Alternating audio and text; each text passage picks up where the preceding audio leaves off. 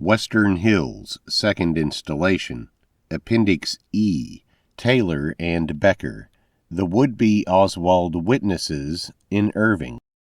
This exploration will focus on two specific FBI reports about two different incidents that were made by two men who were in Irving, Texas during 1963, Robert Adrian Taylor and G.W. Becker. The gas station where Robert Adrian Taylor reported a man who resembled Lee Harvey Oswald traded a rifle for car repairs is located here at the top of this map. The destination on the viewer's right side of the map is Manning's Employment, the agency that directed Buell Frazier to the Texas Book Depository. On the left is Miracle Acres, bought by Alfred and Adina Randall. See Appendix D for an explanation of significance.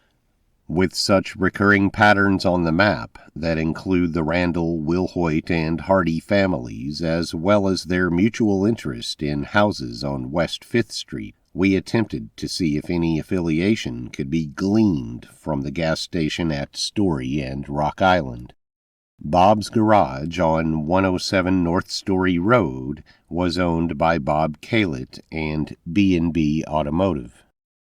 We did not find a lot of information available, but we did see that, much like Car P. Collins, Bob Kalett and B&B Automotive appear to have had run-ins with the IRS.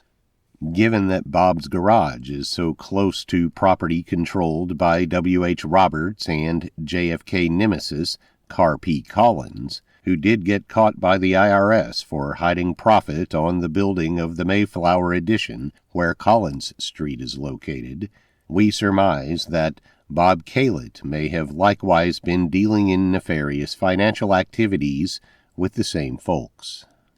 The witness who worked at Bob's Garage, Robert Adrian Taylor, is reported to have resided at the corner of Jelmac and Hard Rock Road in Grand Prairie.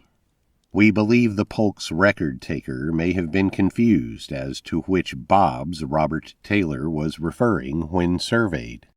When asked where he worked, the answer of Bob's could be assumed as Bob Davis Rambler, and then Davis, recorded in cursive, could have easily been misread as Dan's, with the V assumed to be an N and the dot on the I assumed to be an apostrophe. Likewise, the address 4704 corresponds to the intersection of Rock Island and Hard Rock, essentially at the intersection of Jelmac and Hard Rock Road, as described in the Warren Commission report. We believe in 1963 it is possible the westernmost undeveloped rural portion of Rock Island or Shady Grove could have been simply named Western Road. We will assume this Robert Taylor to be the same person who worked at Bob's on 107 North Story Road. His appearance in the Polk's directory helps determine what time he arrived in Irving, Texas. Likewise, according to his obituary, Robert Taylor passed away in April 1992, living in Moortown, Pennsylvania, for his last 25 years, with 4 years in Grand Prairie, Texas before that, which means he left Grand Prairie in 1967, having arrived there sometime by spring 1963 before the Polk's surveyors would have reached his neighborhood, usually beginning in December through February. Based on these resources, Taylor appears to have had this encounter shortly after arriving, around March or April of 1963, all the way from Pennsylvania to the station in Irving to begin his new job. Were there no mechanics jobs in the Northeast? Taylor moved all the way from Pennsylvania to Irving, Grand Prairie simply to have a mechanics job at a typical gas station, just in time to be approached by a man resembling Lee Harvey Oswald, offering a rifle for car repairs. Taylor held the job for a year, having received a better job for the city of Dallas just 2 weeks before he was invited to testify before the Warren Commission. Could Taylor have been planted as an unwitting bystander to provide a contrived testimony later? He was a mechanic, which was a common trade among the machinists and aerospace workers union. He was an ex-World War II veteran and member of the Foreign Legion, which are also commonly associated with Masonic fellowships, especially in the 1950s and 60s. His apartment was just off Shady Grove, where the Hardy, Randall, Wilhoit, Castor clans had dominion over the real estate, and appears chosen based on foreknowledge that he would work at the gas station 8 minutes away. His place of employment, Bob's at 107 North Story Road, was a half a mile from Western Hills. Could his promotion to work for the Dallas Police Department have been a reward for his testimony? In addition to Buell Frazier and Robert Taylor, another supposedly random would-be witness happened to land in Irving just in time to provide a report to the FBI. This particular witness actually points back to one of the alleged conspirators who we've already named. G.W. Becker told the FBI he was walking near a wooded area of downtown Irving on the day before the assassination and heard what he believed to be rifle shots just west of the underpass at Iowa Street. Becker claims his jaunt from Fort Worth to Irving was to check out the drainage aspects of some previous site work in which he had been involved. He said he had worked on the engineering aspects of the Iowa Street underpass and, out of curiosity, had taken a bus to that area to inspect the drainage aspects. It is important to note that the drainage aspects of the Iowa Street underpass, now O'Connor Road, actually lead along the Delaware Creek, starting about 1/10 mile southwest of the underpass, and flowing for about a half a mile in a southeasterly direction to Center Park, where the Iowa Street name continues. Being almost 2 miles away, Becker was barely close enough to Western Hills to have heard Oswald hypothetically doing target practice in the vicinity.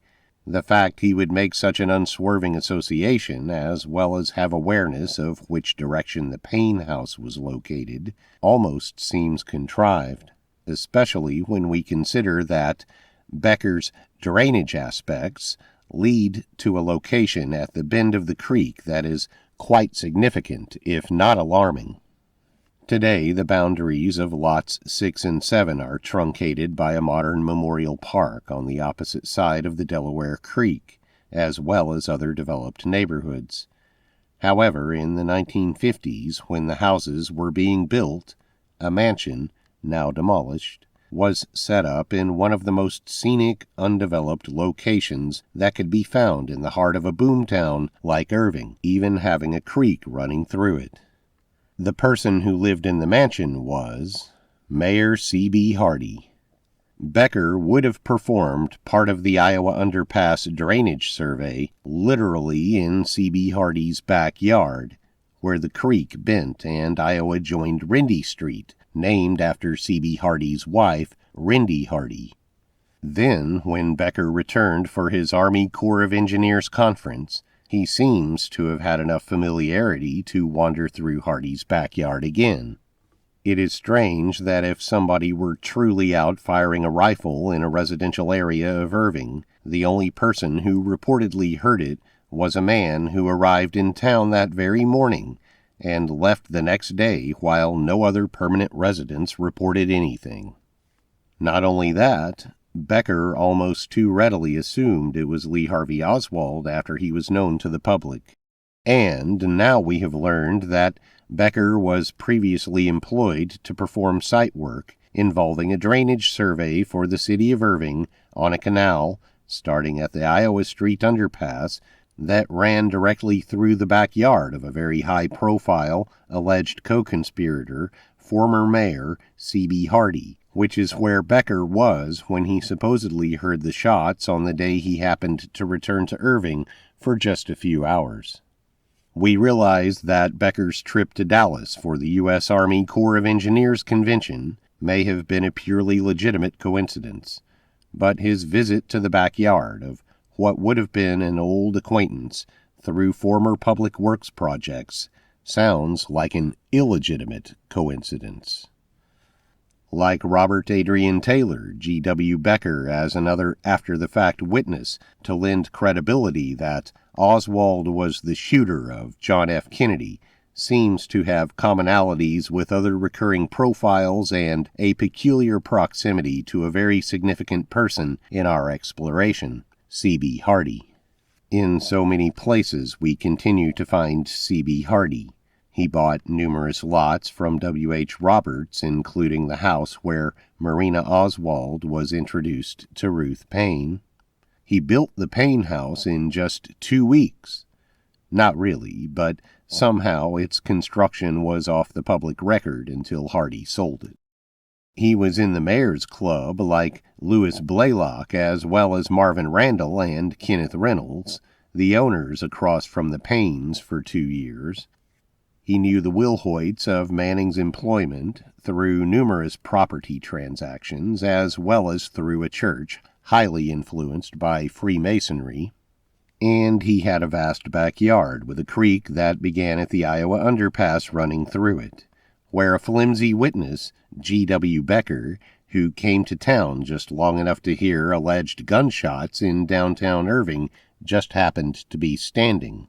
And this witness also used to be contracted by the city of Irving to do a drainage survey at the very same location, essentially Hardy's backyard, where he later heard the alleged gunshots that he imagined came from Lee Harvey Oswald. Given our suspicions about Hardy's possible role, this seemingly minor stone that we have overturned, Becker's testimony, carries great weight in the continued implications of former Mayor C.B. Hardy.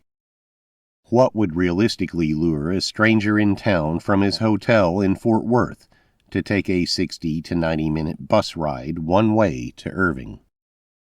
Possibility number 1. Go wander around in the woods in the elements by himself, as paraphrased from Becker's FBI statement. Or possibility 2A. Go meet the former mayor of Irving, with whom he had a prior business relationship through the city, and walk with him through the woods, being his backyard, to see how the prior drainage work turned out. And possibility number 2B, and then in such a private location, with a man such as Hardy, prestigious enough to get away with such things, maybe even check out his new rifle right there in the backyard. Becker, as the one who engineered the site work for the Delaware Creek as it ran from the Iowa underpass, was undoubtedly dealing with C.B. Hardy as not only the mayor, but the property owner for a large section of the creek. Given Hardy's suspected affiliation with the Western Hills staging crew, the Randalls, the Reynolds, the Roberts, the Paines, and the Wilhoits, the location of Becker, when he allegedly heard the shots, seems peculiar. It sounds more like Becker and Hardy may have been doing a little target practice of their own out by the creek in Hardy's backyard, and then Becker possibly called it in as a false witness report. The IIC continues to note mounting coincidences centered around properties associated with certain former Irving mayors, including C.B. Hardy and other familiar investors. Could Becker and/or Taylor have been sent to Irving in time to play compartmentalized roles as witnesses who would come forth when prompted to help frame Lee Harvey Oswald? As the intended patsy, it seems that Oswald would be unique in having to be lured to the Paines house in Irving on weekends, since he might otherwise question why he could not simply live near his place of employment if he were being directed to work at the book depository as some sort of mission. All others seem to have almost too conveniently convened around the heart of Irving, Texas, to set the stage for Oswald's framing. Based on their geographical proximity, narrow time frame for arrival, and other aforementioned coincidences, are the testimonies of Taylor and/or Becker more telling than they were intended to be?